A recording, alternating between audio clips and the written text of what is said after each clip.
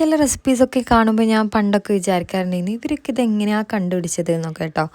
പക്ഷേ കുക്കിംഗ് കുറച്ച് ഇൻട്രസ്റ്റ് ഉള്ളവർക്കൊക്കെ എനിക്ക് തോന്നുന്നു നമുക്കൊരു ഐറ്റം കാണുമ്പോൾ ഇതിങ്ങനെ ചെയ്യാം എന്നുള്ളൊരു ഐഡിയ പെട്ടെന്ന് വരും എന്നുള്ളത്.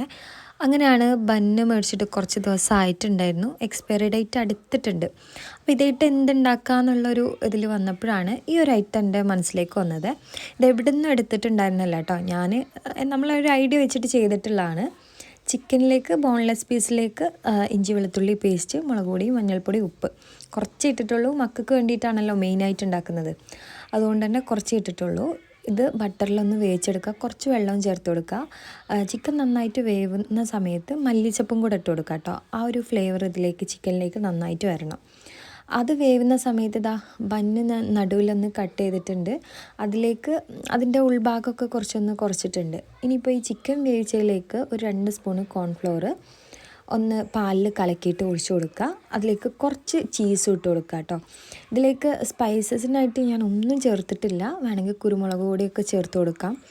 വേറെ ഒരു ഐറ്റം ഇതിലേക്ക് ചേർത്തിട്ടില്ല കേട്ടോ, ഈ ഒരു ക്രീം മാത്രം.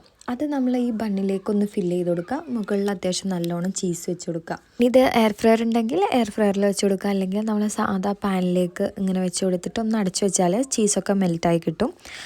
ഇത് 200 ഡിഗ്രിയിൽ ഞാനൊരു 3 മിനിറ്റ് വെച്ചിട്ടുണ്ടായിരുന്നുള്ളൂ. അപ്പോഴേക്കും സംഭവം സെറ്റായിട്ട് വന്നിട്ടുണ്ട് കേട്ടോ.